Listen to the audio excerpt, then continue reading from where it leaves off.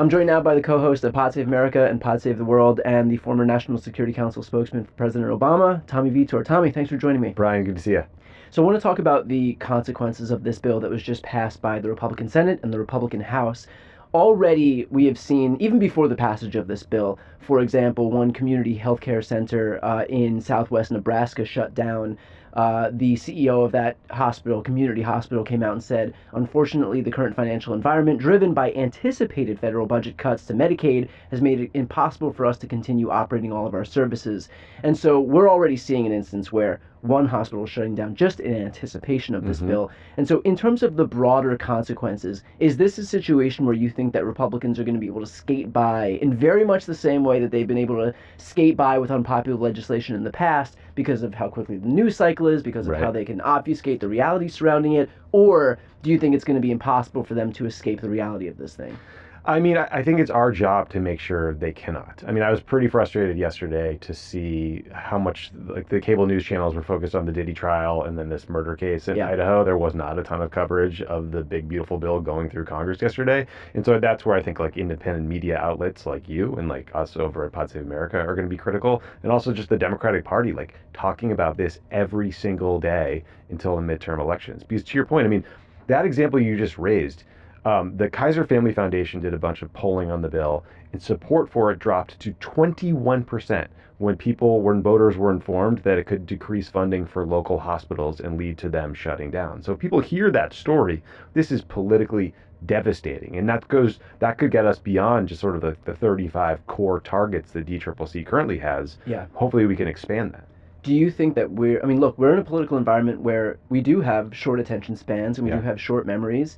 I mean, I was thinking yesterday about the fact that when Roe was overturned, it felt like such a massive blow, and it was, but you know, we're the next presidential cycle saw Republicans gain full control of government. Right. And this is an immediate environment where not only are there not major consequences, but you can actually get rewarded for doing the worst, most depraved things, and that's what we're seeing right now. And so do you think that we are too far away? And I know we have agency in this, but is there some concern that we're far away? We have over a year until the next election, and while this might be very much in the zeitgeist right now, that they can kind of escape by virtue of the amount of time that's going to pass. Yeah, look, I do worry a lot about that. I mean, you never know what can happen. There could be some sort of exigent event, you know, sort of a terrorist attack. Right. I mean, look, in January of 2020, nobody thought that 60 days from then we would be in the midst of a global pandemic. Exactly. So you never know what's going to happen. Exactly. You never know what's going to happen. Donald Trump always likes to fabricate like the latest caravan full of, you know, MS-13 guys who have Ebola or whatever right around an election. So they're going to try to change the subject to what they want. It's just incumbent on us to remind people what a piece of shit this bill is, right? Like $6 trillion in debt, according to the conservative Cato Foundation. Yeah. Massive Tax cuts for the richest people in the country. Throwing 12 million people off of Medicaid. I mean, this is like a cataclysmic event politically. It's going to harm real people. People are going to die. Like 50,000 people a year are going to die because of this bill. And we need to be the ones who tell those stories. Republicans will lie and spin, and Trump will say, oh, no, I said no Medicaid cuts, and there's none in this bill. And just people completely full of shit. We need to correct that. What is the polling showing right now in terms of how much people actually know about what's in this bill? Just in terms of knowing how much work we have to do to get people aware of what's happening. Yeah, so like in polls that look at approval of the bill, it ranges from 19 points underwater to 29 points underwater, so it's wildly unpopular. But Priorities USA did some polling that found less than half of Americans know anything about the bill, and only 8% of Americans could name Medicaid cuts as a detail of the bill they have heard about. So the most unpopular part of this thing is barely talked about. Right. And I think that it's incumbent on us then, every opportunity we have to let people know that, yes, there are 17 million people who are going to lose their health coverage through Medicaid. 18 million kids are going to lose their access to school meals. We have food assistance is going to be stripped away to the tune of $300 billion. We're going to see 300 rural hospitals close, including the one that I just referred to before. We're going to see the budget explode to the tune of, you know, it depends on the estimates, but the one that you just cited before was $6 trillion. That's in addition to the $8 trillion that Republicans exploded the deficit during Trump's first term for the exact same thing, for these tax cuts. And it would blow up ICE's budget to the tune of, I think it would be the sixth. If ICE was a military, they would have the 16th largest budget on Earth. It's terrifying. They have a bigger They have a bigger budget than the militaries of a good portion of Western Europe, including countries like Brazil, Israel, Italy, and so that's what this bill does. And I think, to your exact point, it's incumbent on us to make sure that people know it.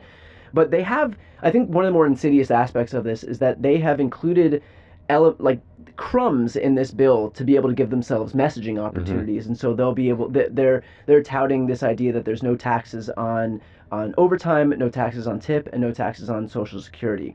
First of all, no taxes on Social Security does not exist. It is a figment of the Republicans' imagination. Fully made up. It is not in the bill. If anybody could find me that text, I would love to see it.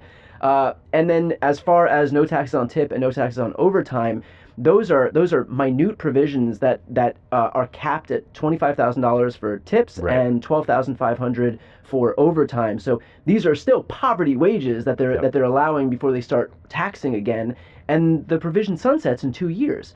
So it's just enough time to while Trump is still in office that he can beat his chest about that. The second he's out of office, those things go away.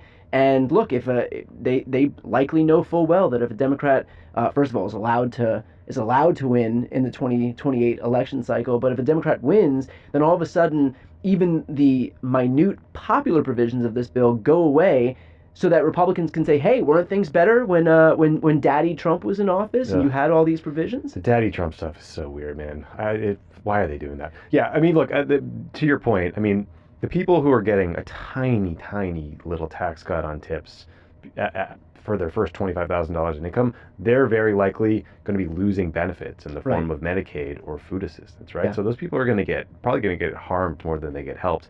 Meanwhile, a married couple worth $30 million will no longer have to pay an estate tax. Right. They'll just pass all that money down to their kids. So those are the people that are actually benefiting.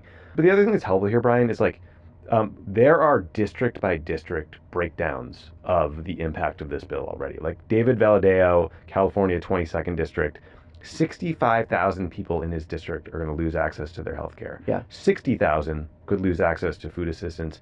3,612 energy jobs could be lost because it also guts tax credits for renewable energy. So the impact is real. Yeah, and it's in these districts where, I mean, these frontline members, who many of whom have predicated their entire identity on protecting those Medicaid recipients, on making sure that the budget isn't exploded. These are the very people who ushered through this same bill. I mean, you have people like Lisa Murkowski who are trying to applaud the fact that she was able to make this bill less terrible by saying, okay, well, we were able to raise the rural hospital fund from $25 billion to $50 billion, but it's to offset damage that the same bill imposes. And so, like, if you're voting in favor of legislation that would strip $1.1 billion from Medicaid, but then also saying, like, hey, we're able to get like a few percentage points of that funding back, you don't get credit for making the thing that you are voting for less bad when you had the opportunity to just not vote for it. I mean, the example I like to use is this is the equivalent of her basically saying, I was able to secure fire extinguishers in this bill that would set the forest on fire. Did you see the video of her?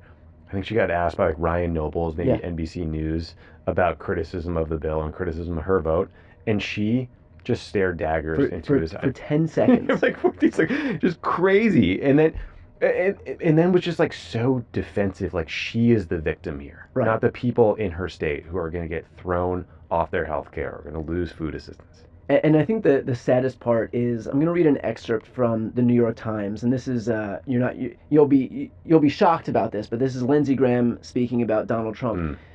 He likes hosting people; it relaxes him. He said that Mr. Trump told him he could go to the pro shop and pick out a shirt. So, like, this is who these people have debased themselves for. This is who they are currying favor for. This is who they're so fucking afraid of that they will throw their own constituents, millions of their own constituents, under the bus. This is who they'll strip lifelines, essential lifelines, away from, so that they can suck up to a guy who might give them a free fucking hat from the pro shop. Lindsey Graham, there's a profile of Lindsey Graham a couple of years back by Mark Leibovich, where he just talked about how desperate he was to be relevant. And it just explains everything about Graham. You know, he is for whatever's happening. When John McCain was potentially going to be president, he was best friends with John McCain. When Donald Trump came on the scene, now he abandons McCain. Now he's a Trump guy. He's one of the saddest, most pathetic people in all of politics. What does he get out of this? I guess he gets a hat, and he gets to talk Trump into starting a war with Iran. Oh, that was fun. Yeah. What's happening in Ukraine, though? Oh, actually, they just cut off deliveries of incredibly important weapon systems like interceptor missiles, like the Patriot missiles that block Ukrainian cities from getting destroyed by Russian ballistic missiles and drones. We just cut that off. So Lindsey Graham, you were the big Ukraine guy. You're the big, you're welcoming Zelensky to Washington, fighting for the Ukrainian military, pushing money their way. Now Trump's cutting them off. Right. I mean, it's the same thing as Elon Musk, who's complaining about the impacts of this bill as far as clean energy and EV tax credits are concerned. Yeah, dude. Yeah, buddy. You got these people into power. You bankrolled this party. You dropped $300 million. You have somebody like Lindsey Graham who's doing the same thing, who's bolstering the profile and kowtowing to a guy who is acting in a way that is completely antithetical to all of Lindsey Graham's purported values. Yeah. And I think that that's the sad reality of what Trump has done to so many people. He has basically gotten them on record showing that they stand for nothing at the end of the day. You have the House Freedom Caucus who pretends that who pretends that their whole thing, their whole raison d'etre to be in Congress is that they want to make sure that we don't explode the deficit and balloon the debt so that future generations of Americans are not saddled with bills that we can't pay off. And yet they ushered it through. Certainly bigger than anything those communists on the left like Barack Obama and Joe Biden were putting through. And now their names are all over the thing. So what do you stand for at the end of the day if it's not the very things that you are in Congress to do? Well, maybe the number one example is J.D. Vance, who cast the tying vote that got this bill passed by the U.S. Senate. This is a man who came up as some sort of populist working man's hero, talking about Mima and Peepaw, and he had his book, and now he tweeted the only thing that mattered in the bill was the money for ICE, that everything else, including, quote, the minutia of Medicaid policy, is immaterial. So I guess by minutia he means throwing 10 to 12 million people off of Medicaid. That's minutia now. Right.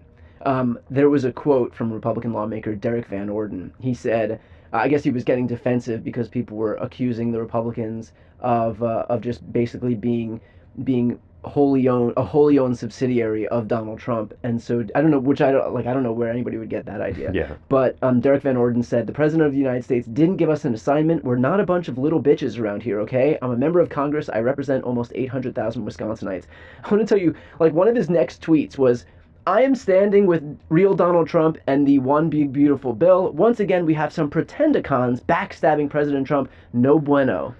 Jesus Christ. Yeah, he is one of a bunch of members of Congress who all said they would absolutely not, under any circumstances, vote for something that included Medicaid cuts. Cut 2. Here we are. Yeah, I think there were 2 people who voted against it. It was like Brian Fitzpatrick and Thomas Massey. Yep. That's it. Everybody else was perfectly content. And so now that people are looking at this, what is your, look, you work at Crooked Media, host Pod Save American, Pod Save the World. What is your focus now as it relates to this bill as we, head toward midterms here, which again are more than a year away? Yeah, I mean, I think the insidious thing about this bill is that a lot of the impact is going to be delayed until after the elections. Yeah. And so we just have to make sure people understand what was voted on and what was coming. And it's pretty frustrating that this is getting rammed through July 4th weekend. The people were more focused on the Diddy trial than they were on what was happening in Washington, so it's incumbent upon us. To the Democrats' credit, the fact that Hakeem Jeffries was able to stand on the floor and speak for almost 9 hours meant that the Republicans could not vote on this bill at 4:30 in the morning. Yeah. It meant that they had to vote on this bill, in broad daylight, and that's one. I mean, hardly a silver lining, but at a bare minimum, it's what we should be doing. Look, I appreciate the hustle. Yeah. Good for him. I couldn't talk for 9 hours straight. I'm glad we're talking about this thing in the middle of the day, not in the dead of night. But it's going to be a long time between now and the midterms, and we're going to have to talk about this every day, constantly, and make sure that all these frontline members own this thing. Yeah, and one step that we all can take in terms of making sure that voices like Tommy's and your co-hosts at Pod Save America are elevated in this ecosystem is, if you're not yet subscribed to Pod Save America's YouTube channel, I'm going to put the link right here on the screen and also in the post description of this video. These are the voices that we need to lift up so that when people come onto YouTube, come onto these social media platforms looking for information, that they are not immediately sorted to right-wing sources. So again, I'll put that link on the screen and also in the post description of this video. Tommy, appreciate your time. Thanks, buddy.